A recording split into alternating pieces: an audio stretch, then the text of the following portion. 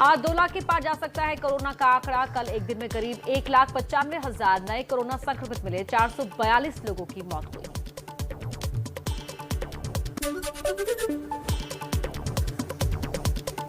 केंद्रीय स्वास्थ्य मंत्रालय ने कहा, जिन लोगों को कोरोना के लक्षण नहीं हैं, उनको टेस्ट कराने की जरूरत नहीं। घर में क्वारंटीन का समय भी अब 7 दिन। स्वास्थ्य मंत्रालय के मुताबिक पूरी दुनिया में ओमिक्रॉन से 115 लोगों की मौत हुई है। भारत में अब तक सिर्फ 1 मौत की पुष्टि। स्वास्थ्य मंत्रालय ने कहा, कोरोना के ज्यादा केस महाराष्ट्र से आ रहे हैं।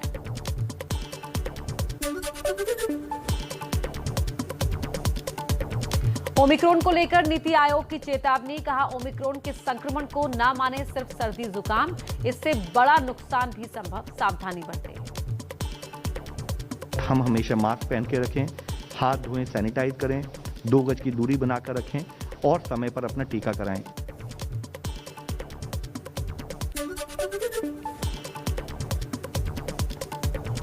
दिल्ली में लगातार बढ़ रही है कोरोना की रफ्तार। 24 घंटे में 27,561 नए केस आए। 40 मरीजों की मौत। एक स्टेज के बाद जो भी संक्रामक बीमारी होती है, कम्युनिटी डिजीज होती है, फैलने वाली डिजीज होती है, जब वो फैलने चालू होते हैं तो उसको कम्युनिटी डिजीज डिक्लेयर कर देना चाहिए।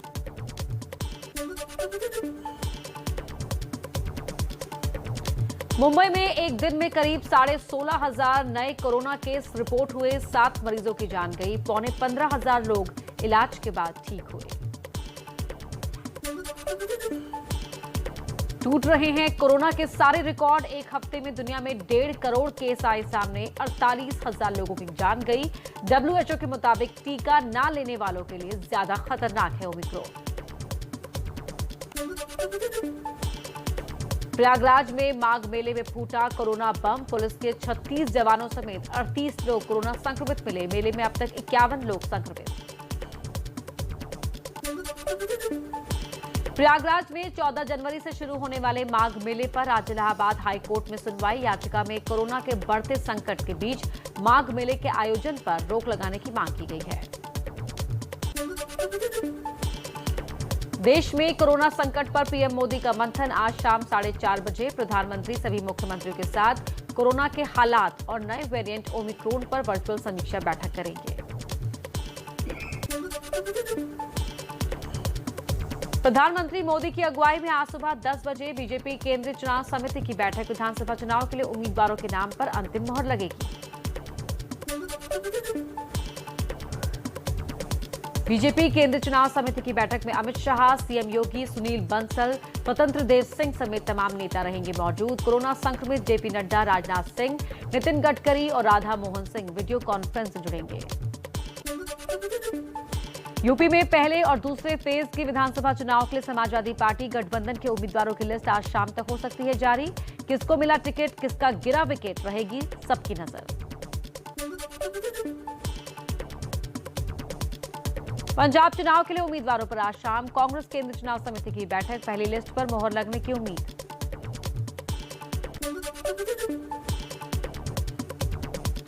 कांग्रेस में उत्तराखंड के उम्मीदवारों पर आज मंथन। चर्चा के लिए दिल्ली में सुबह 11 बजे कांग्रेस की स्क्रीनिंग कमेटी की होगी बैठक।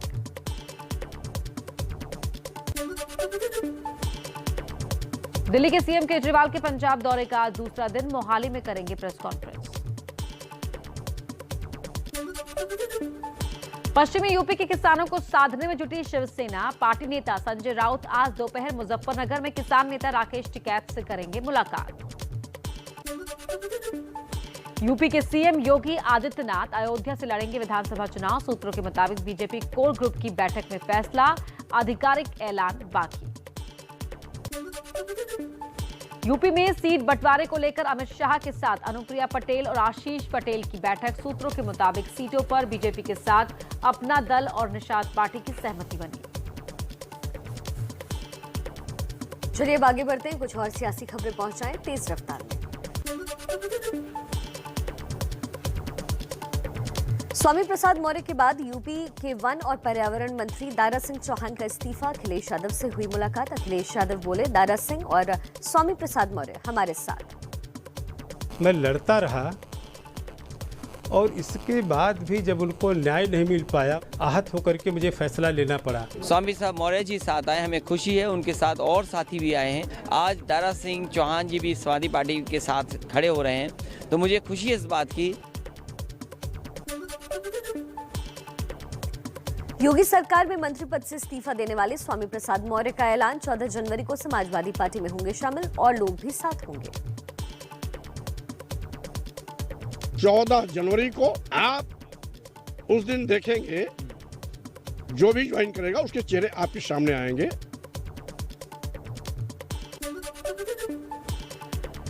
यूपी में बीजेपी ने बाकी दलों में लगाई सेंध। एसपी के विधायक हरिओम यादव और पूर्व विधायक शर्मपाल सिंह बीजेपी में शामिल हुए। माफ कीजिएगा, धर्मपाल सिंह बीजेपी में शामिल हुए। कांग्रेस के विधायक नरेश सैनी भी बीजेपी में आए। एसपी छोड़ने वाले हरिओम यादव मुलायम सिंह के रिश्तेदार हैं। हरिओम यादव की अखिलेश के चाचा रामगोपाल यादव से बनती रही है। जो सम्मान एबीपी न्यूज से खास बातचीत में अखिलेश यादव का दावा, बड़े दलों के साथ अनुभव ठीक नहीं रहा। बड़ी ताकत के रूप में छोटे दलों को जोड़ा गया है। क्षेत्रीय दलों को साथ चलकर परिवर्तन लाएंगे।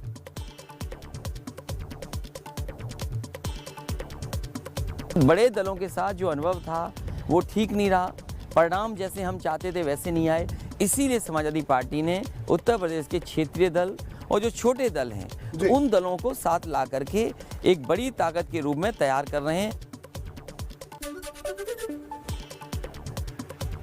यूपी में सीट बंटवारे को लेकर के अखिलेश का डबल डोज वाला फॉर्मूला। सहयोगी दलों के कई नेता एसपी के चुनाव चिन्ह पर लड़ेंगे। जयंत चौधरी की पार्टी को 26 से 30 तो ओम प्रकाश राजभर को मिल सकती है 8 से 10 सीटें।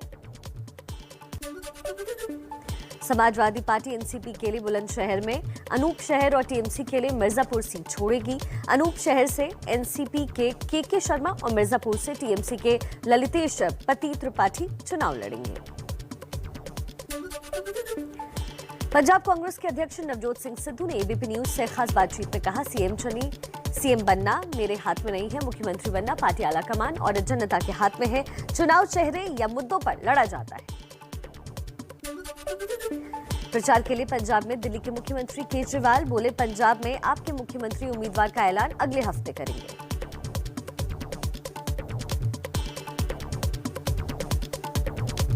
लॉ एंड ऑर्डर की स्थिति काफ़ी खराब होती जा रही है। चन्नी सरकार उसको हैंडल नहीं कर पा रही है। पंजाब के खरड़ में अरविंद केजरीवाल के घर घर जाकर प्रचार पर उठे सवाल। एसडीएम ने 5 लोगों से ज्यादा जुटाने पर नोटिस भेजकर मांगा है जवाब। अब कुछ और अहम खबरें आपको बता देते हैं फटाफट अंदाज में ही। पीएम मोदी ने तमिलनाडु में 11 मेडिकल कॉलेज की शुरुआत की। कैंसर इंस्टीट्यूट के नए कैंपस का उद्घाटन भी किया गया।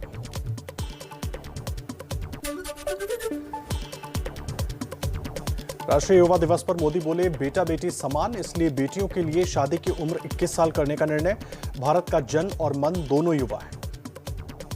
आज दुनिया भारत को एक आशा की दृष्टि से, एक विश्वस्त की दृष्टि से देखती है, क्योंकि भारत का जन भी युवा है और भारत का मन भी युवा है।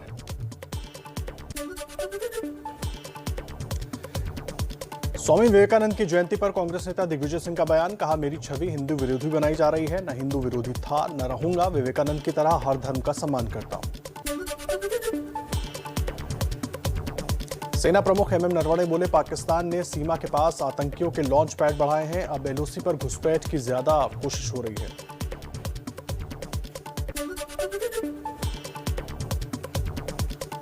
प्रधानमंत्री की सुरक्षा में सेंध पर घमासान जारी। असम के सीएम बोले, पंजाब के सीएम की गिरफ्तारी हो। सुप्रीम कोर्ट ने जस्टिस इंदु मल्होत्रा की अध्यक्षता में बनाई है 5 सदस्यों की जांच कमेटी।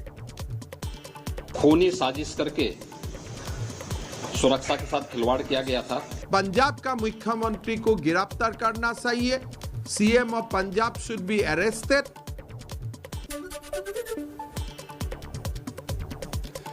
जम्मू कश्मीर के कुलगाम में आतंकियों से मुठभेड़ में पुलिस का जवान रोहित छिब शहीद। सेना के 3 जवान और 2 नागरिक घायल। एक आतंकी मारा गया। सर्च ऑपरेशन अभी जारी।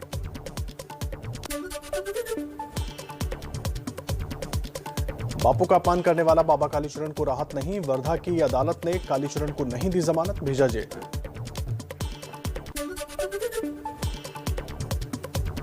राजस्थान के अलवर में नाबालिग दिव्यांग से हैवानियत, लड़की से दुष्कर्म के बाद पुलिया पर फेंका, जख्मी हालत में 1 घंटा तड़पती रही पीड़िता, अस्पताल में भर्ती, हालत नाजुक।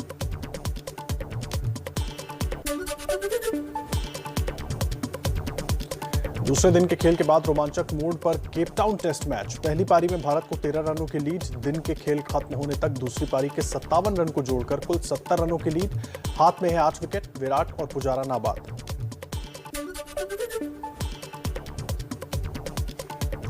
बेंगलुरु में प्रो कबड्डी लीग में हरियाणा स्टीलर्स और यूपी योद्धा के बीच बेहद रोमांचक मुकाबला, 36-36 अंकों की बराबरी पर रहा मैच। इस ड्रॉ के बाद अंक तालिका में 6ठे स्थान पर है यूपी योद्धा।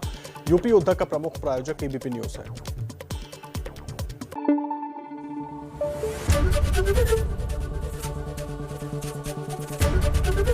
एबीपी न्यूज आपको रखे आगे।